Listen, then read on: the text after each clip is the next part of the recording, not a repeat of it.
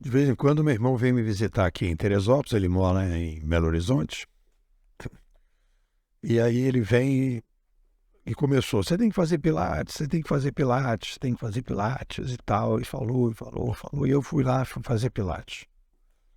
Parei de fazer. E eu fiz uma reflexão, né, sobre isso, e a gente primeiro precisa entender que pilates é uma terapia. Porque quando a gente fala a palavra terapia, a gente parece que terapia é apenas psicoterapia, né? Terapia psicológica. Terapia são tratamentos para você poder fazer determinadas mudanças que você sai de A para B. Qual foi a minha avaliação que eu fiz em relação ao Pilates? Não tinha métrica, não tinha propósito. Eu ia para lá, ficava à mercê da pilateira e eu fazia uma opção de coisa, aquilo me incomodava porque eu tinha aquele compromisso, era ruim, eu não sentia que eu estava num projeto. E aí então faltava métrica. Ela não fez uma entrevista comigo do tipo, olha, senta aqui, quais são os seus problemas? Olha, eu tenho aqui um problema, uma dorzinha nas costas, eu tenho aqui um probleminha no pescoço, eu tenho aqui um probleminha não sei aonde, e eu gostaria que esses probleminhas com o trabalho do Pilates melhorassem. Tá, então vamos focar, então vamos personalizar o seu Pilates. Não foi isso que aconteceu. Também, como eu sempre digo, né, existe o cliente que é, eu ia falar paciente, né? Existe o paciente e o impaciente. No meu caso, eu acho que a gente tem que trabalhar com a impaciência, né? Não ser passivo em relação a qualquer tipo de terapia. A gente diz, olha, o meu objetivo é tal, e aí é quando se apresenta determinadas coisas, a gente questionar. Tanto que nesse artigo eu estou sugerindo que não se deve chamar pessoas que vão fazer terapia de paciente, sim de cliente. Não quer dizer que o cliente tem razão. Muitas vezes na terapia o cliente não tem razão. Né? Na terapia psicológica o cliente não tem razão. Mas ele é um cliente, porque ele quer melhorar. Ele está indo para lá para melhorar. E aí a gente entra com esse tema de psicologia. E eu fiz questão de colocar um livro sobre psicologia aqui para a gente poder dialogar com ele, porque não tem como falar de inovação sem falar de pessoas. E não tem como falar de pessoas se a gente não falar, né, dos problemas que as pessoas têm para inovar na sua vida pessoal. Tem aqui uma coisa fundamental. E aí eu me considero um organizador de diálogo. Então eu não sou um psicólogo, não sou formado em psicologia, não tenho tanta leitura sobre psicologia, mas eu me considero um bom organizador de diálogo.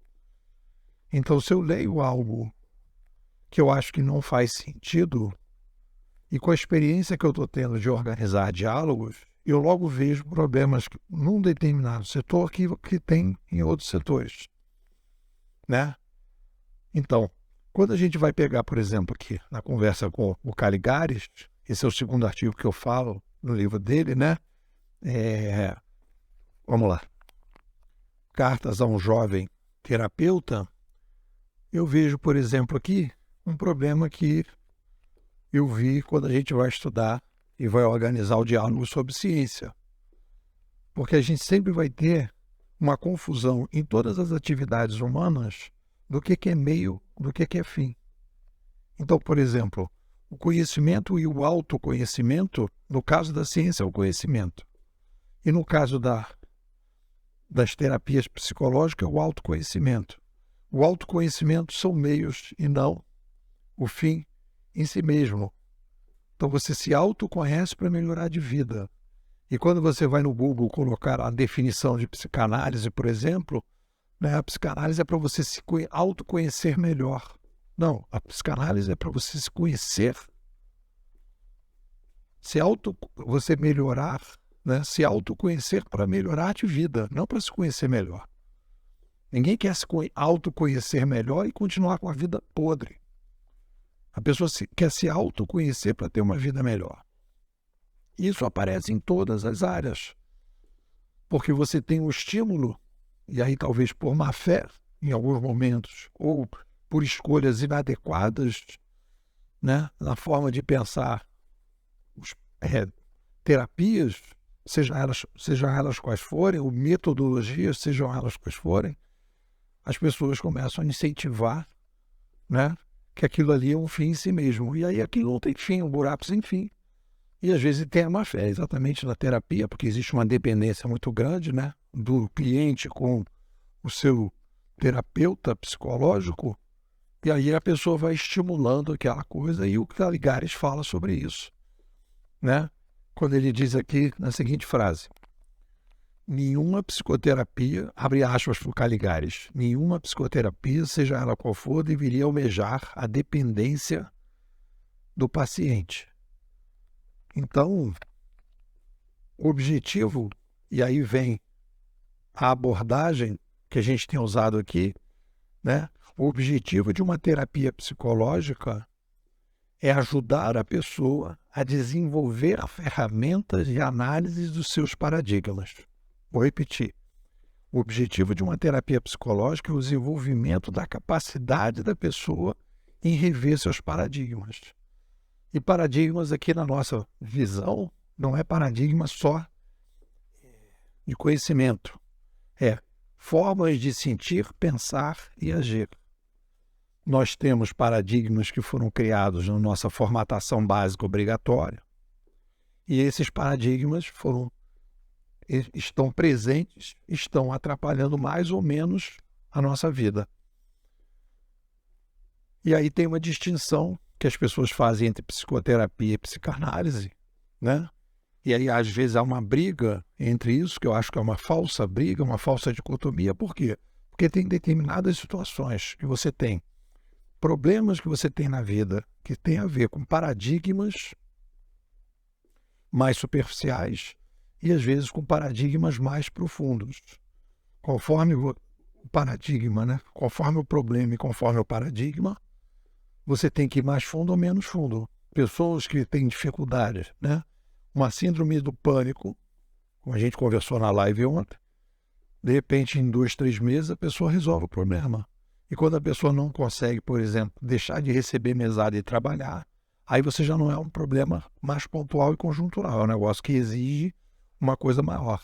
E aí você pode ir mais fundo ou menos fundo, e aí você pode ter resultados melhores ou piores, dependendo do trabalho que for feito. É isso. O que é que vocês dizem? E aí, pessoal, tudo bem? Meu nome é Leandro Alves, eu estou aqui na Escola dos Bimodais acho que estou indo para a 4ª temporada aí, junto aí com os Bimodais, e eu posso afirmar aí sem errar, com uma certeza razoável, que entrar para Bimodais é o melhor investimento que eu fiz aí nos últimos anos. Realmente, assim, a escola ela traz todo um portfólio de conhecimento que você não acha por aí, entendeu? Um conhecimento de altíssima qualidade, a qualidade dos participantes é impressionante, sempre tem muita provocação, tanto do lado dos artigos do NEPOU, quanto do lado dos próprios alunos. Você encontra gente de background muito diferente, muito distinto.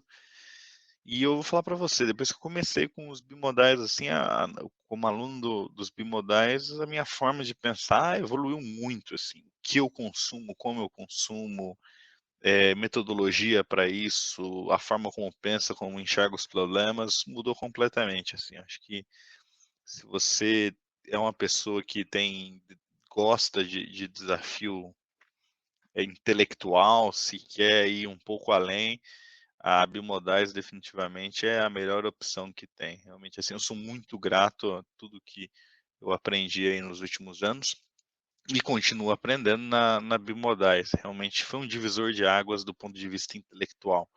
Para mim é realmente um grande prazer fazer parte desse projeto. Vale super a pena, hein? Um abraço. Tchau, tchau.